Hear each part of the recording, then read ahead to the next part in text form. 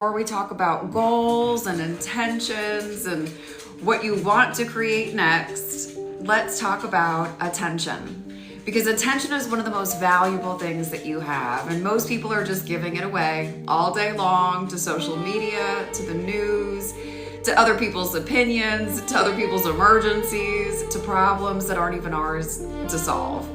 And then we wonder why we feel so scattered. So that's part of why people can't focus, why they feel busy but not productive, why they know that they want something different but can't seem to gain traction. I was talking to a client recently that said, I feel like I'm thinking all the time.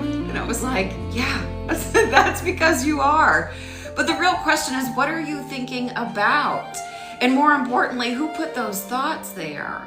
One of the biggest lessons that I've learned is that if I'm not intentional with where my attention goes, something chooses for me.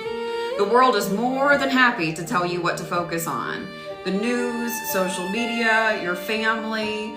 The loudest person in the room sometimes gets your attention. Everybody has an opinion about what should matter to you. And if you're not careful, you'll wake up one day and realize you've been living according to everybody else's priorities and not your own. So that's why I love new moons. And we've got one coming up this weekend. Not because I think this new moon is magically going to solve your problems, but because new moons are all about beginnings. They're about intentions. They're about deciding what you want to grow. It's a reminder that you don't have to wait until New Year's Eve to make a resolution. You don't have to wait until January.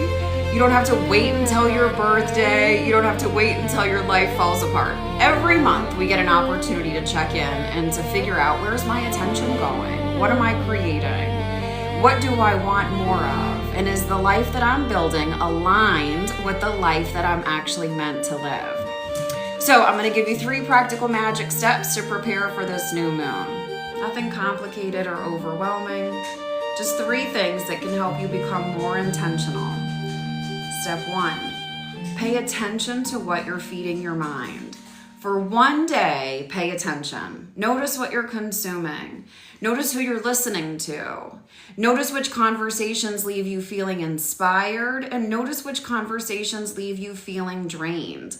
Which accounts make you feel empowered, and which accounts make you feel less than. Notice what happens to your energy after you spend 30 minutes scrolling or watching the news. If you feed fear, fear grows. If you feed comparison, comparison grows.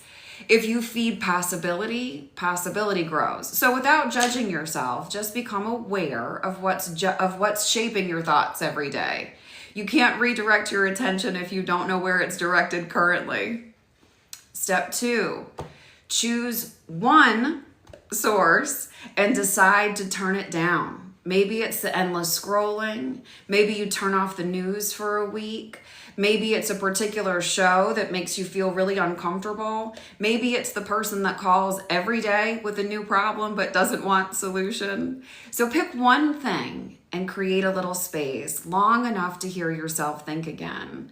Because clarity needs room. And most people never give themselves any space, any time, any room. They keep adding more information. And what I've noticed is the answers that people are looking for are usually already there. They're just buried underneath all this noise and distraction. Step 3, replace the noise with something intentional. Read 10 pages of a book. Take a walk without listening to your phone. Sit outside and have coffee with your own thoughts. Call somebody that inspires you. Do something that feeds your mind on purpose. Because if you don't choose where your attention goes, something else will. And where your attention goes, your energy follows. This is exactly why I do the work that I do, because most people don't need another opinion. They don't need another stranger on the internet telling them what to do. They need clarity. They need perspective. They need someone to help them to listen to their intuition. So that's why I've created different ways to work with me. Some people start with a written soul strategy report, a personalized report that they can go back to at any point and look at and reference. Helps them to understand the timing that they're in and what's going on with them now. Some people choose coffee with Kelly. Before we meet, they receive their written soul strategy report, and then we sit down for an hour. We have coffee. We go through it. We connect the dots. I answer the questions. We talk about what's happening in your life. You pull an oracle card. If you're good, you get to choose a trinket from the treasure chest, and you leave with answers and practical next steps. For people that want to go deeper, the one-on-one Zoom sessions are where we look at the patterns, the opportunity, the timing, the things that are trying to grow, the things that are asking to be left behind. Different experiences, same goal, different ways to do it, helping you to move forward, to live the life that you were born to live. Because when we get clear with things, you'll stop chasing what was never meant for you.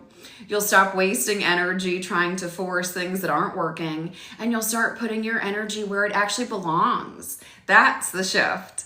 And that's what this new moon is going to be asking of us. Not what do you want? Most people already know what they want. But the better question is, what deserves your attention? Because where your attention goes, your life follows. So this week, pay attention to what you're feeding your mind. Turn down one source of noise and replace it with something intentional. Then spend a little time thinking about what you want to grow over this next week. You don't have to wait until New Year's Eve to make this next resolution. You don't have to wait until life makes it difficult. The pain can be sufficient already, and you can choose now where your energy starts to go. When enough of those small intentional choices start adding up, your life starts changing too. That's how shift happens. So the question is, are you going to allow the world to decide where your attention goes? Or are you going to become intentional with me? Let's work with this cycle instead of against it. And let's create the life that feels like the one that we were born to live. There's a thing that you're supposed to do. And I absolutely believe in your ability to do it and the support that the universe is giving you to do it. It comes in all sorts of forms. I'll help you translate what's coming in. So, I gotta go. I got clients. But before I go, let's get a nice thought just in case the stinking thinking comes up today, because we know that it's not if, it's when. Take a deep breath in. Let that out. And let's get our card team. Dun, dun, dun, dun, dun, dun, dun. My home is a peaceful haven. I bless my home with love. I put love in every corner, and my home lovingly responds with warmth and comfort. I am at peace. I love that. If there's too many distractions and too much noise going on at home, sometimes you got to find a way to make your home the most peaceful place that you can go back to and to recharge. I look forward to chatting with y'all soon. Let's get excited about this new moon.